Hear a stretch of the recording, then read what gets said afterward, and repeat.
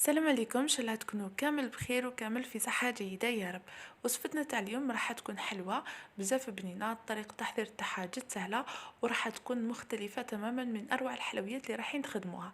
لاباط نتاع الصابلي تاعنا راح نديروها بالعسل، والحشو راح نديروه مقرمش. نبداو على بركة الله في المقادير. كما راك تشوفوا هنا، اول حاجه راح نبداو بها هي غاناج تاع التزيين ولا بديل الغاناج. نضري نستعملوا معكم، مي معليش راح نزيد نعاود معكم هاد الوصفه. درنا هنا 100 غرام شوكولا نواغ، زدت لها كذلك 80 غرام زبده، ذوبتهم في حمام مائي ولا تقدروا ديروهم في الميكرووند حتى يذوبوا معكم. من بعد اللي ذوبتهم خلطتهم مليح، وزدت لهم هنا 150 غرام شوكولا تختيني اللي هي شوكولا الطالع. اي نوعيه حبيتوها تكون بينا رايحين ديروها. خلطهم مليح مع بعضهم حتى ينسجموا كامل، ويولي لنا الخليط لامع. ويتخلطوا هاد المكونات كامل، يعني ما تبقاش مسيباريه هذيك زبده على شوكولا تختيني على شوكولا نوغ. خلطوهم مليح. من بعد راح نجيبوا سيلوفان ولا كيس بلاستيكي، يعني حاجه اليمونتير، ونغطيوهم مليح اون كونتاكت وندخلوهم للثلاجه اذا كنتوا يعني حابين تسرعوا العمليه. اذا ما كنتوش يعني حابين تسرعوا العمليه وعندكم الوقت، خلوها على براد راهو الجو بارد راح تحكم روحها. من جهه رايحين هنايا نوجدوا لاباط نتاعنا. هاد لاباط قلت لكم بزاف بزاف هايله، ويجيكم الطعم تاعها مغاير تماما على لاباط سابلي. هنا واش راح نحتاجو؟ عندي 250 غرام تاع زبده. هنا كانت الزبده انا في الثلاجه، جبتها شويه درتها في ميكرووند، دابت معايا شويه برك، ومن بعد باش تجيني طريه في الخدمه وتعاوني. كيما راك تشوفوا زدت لها هنايا عندي 120 غرام نتاع عسل. هنا ماناش راح نديرو سكر، راح نديرو برك العسل، ونخلطهم مع بعضهم بالبعتهم مليح مليح. لازم تخلطوهم مليح تجينا لاباط خفيفه. من بعد هنا زدت جوج صفار تاع بيض. كيما راك تشوفوا تبقاو تخلطوا. هنا راح نحبس الباتور، نهبطوا الاطراف هذوك دائما لازم تهبطوهم باش يتخلطوا كامل، هذيك الزبده تتخلط مليح مع باقي المكونات. وراح نكمل نزيد نخلطهم مليح مع بعضهم. كيما راك تشوفوا خلطوها مليح مليح حتى يبيض الخليط ويضاعف الحجم نتاعو بهالطريقه. من بعد هنا عندي كاس نتاع بسكوي. انا استعملت بسكوي نتاع الماكسون، هذاك اللي يشبه الاوريو. تنحيولو الكريمه تاعو وترحيوه كيلا كامله، يعني كاس كيما راك تشوفوا. وراح نضيفه من بعد راح نخلط مليح. من بعد هنايا زدت كذلك عندي زوج مغارف كبار معمرين مليح نتاع الكاكاو والبني. كذلك نوعيه تاع الكاكاو لازم نديروا النوعيه اللي تكون مليحه. وراح نزيد هنا عندي مغرف صغيره تاع خميره الحلوى وماشي معمره بزاف كيما راك تشوفوا. وراح نزيد هنا عندي زوج مغارف صغار تاع لافاني، ولا تقدروا ديروا نصف ملعقه كبيره. ونخلطهم مليح. هنا بديت نخلط بشويه هكا باش الكاكاو ما يطرش معايا كي نستعمل الباتر. من بعد راح تكملوا هنايا بالباتر، تطلعوهم مليح مليح حتى يضاعف الحجم نتاعهم ويتخلطوا هاد المكونات كامل مع بعض. كيما راك تشوفوا ديما نهبطوا هذوك الاطراف باش الخليط كامل يتخلط مليح. شوفوا القوام اللي تحصلنا عليه، يجي ما شاء الله. مم الريحه نتاعو تجي بزاف هايله، ريحه تاع الماكسون هذيك كيما على بالكم ماكسون بزاف بنين. من بعد هنا راح نطمو الخليط نتاعنا بالفارينه. هنا ديما الفرينه تاعكم لازم تغربلوها. كيما راك تشوفوا انا ديجاني غربلتها المره الاولى، وزدت كي نكون راح ندير فيها نزيد نغربلها المره الثانيه. وراح هنايا نطم الخليط بهالطريقه. هنا نستعمل يديا احسن باش نعرف القوام تاع لاباط والكميه تاع الفرينه اللي نحتاجها.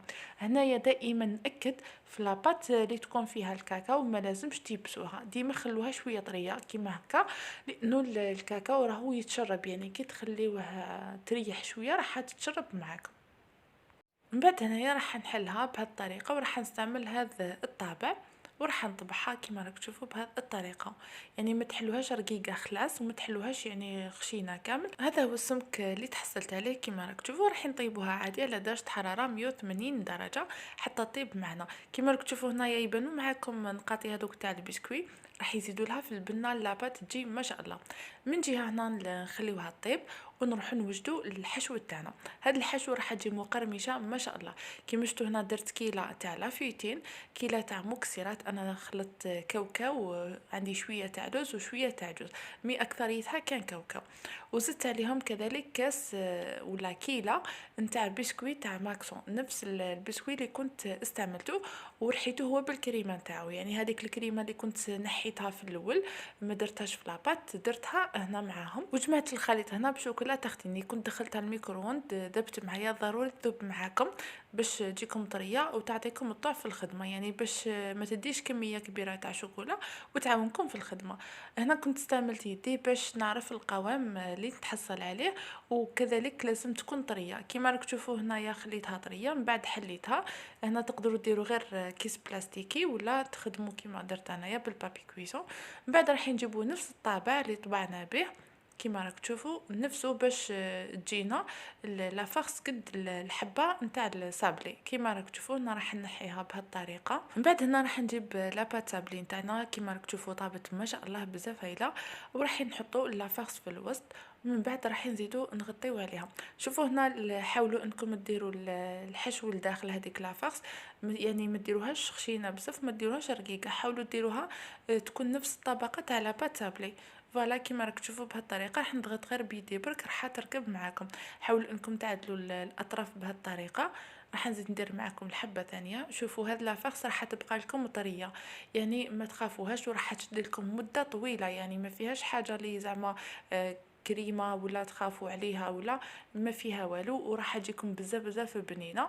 فقط هنا لازم الداخل كيما نقولوا تجريوها، ما تخليوهاش حكمه روحها لا فاقس تجيكم يابسه بزاف، خليوها طريه باش هكا كي تتشرب وتريح معكم تبقى محافظه على الطراوه تاعها. من بعد ما كملت انا الحبات كامل اللي عندي راح نجيب هنايا نقلاسيهم. نستعمل شوكولاته اوليز تاع مغرف كبيره نتاع زيت وقلاسيت بها عادي. من جهه نرجع هنايا للكاناج تاعنا. شوفوا الكاناج انا نسيت عليه خليته في الثلاجه، نتوما ما لازمش تخليوه في الثلاجه، خليوه على برا برك سينو راح يعذبكم شويه في الخدمه. انا تعبني بزاف كيما راك تشوفوا ولا حاكم روحو بزاف بزاف. بعد هنا واش درت، عاود فرغته في صحن كبير، دخلته الميكرووند 2 سيكوند هذا ما كان، وعاود خرجته وبديت نخدم به بهالطريقه بالمغرف. بالك هنا تعاودوا تذوبوه كامل نو، وبالك كذلك طلعوه بالباتوخ. هنا ما حبيناش نطلعوه بالباتوخ، حبيناه يبقى لنا كاناج باش يبقى حاكم روحه. بعد اللي خدمته غير بالمغرف كيما شفتوني بهالطريقه. من بعد درتو في لابوش، درت هاد لادوي اللي تكون مسنه كيما راك تشوفوا هكا، وراح نبوشي بهالطريقه. انا درت دي غوزاس، نتوما تقدروا ديروا الشكل اللي حبيتوه. من بعد التزيين هنا يبقى اختياري، انا حبيت نزين بحبات تاع لي نوازات كيما راك تشوفوا. لازم هنا البندق تاعكم ولا النوازات تاعكم تكونوا حمصتوها مليح باش تعطيكم البنه. فوالا كيما راك تشوفوا هذا هو التزيين اللي اخترته. نتوما هنا تقدروا تزينوا باي حاجه حبيتوها، ميم التزيين تقدروا هنايا تستغناو على الكاناج ولا تقدروا ديروا موتيف ولا ديروا واش حبيتوا. مي هذه هي الوصفه انا كيفاش درتها وجات بزاف بزاف بنينه، ما تجيكمش حلوه يعني هذيك الحلاوه اللي تقهم، راح تجيكم الطعم تاعها ما شاء الله.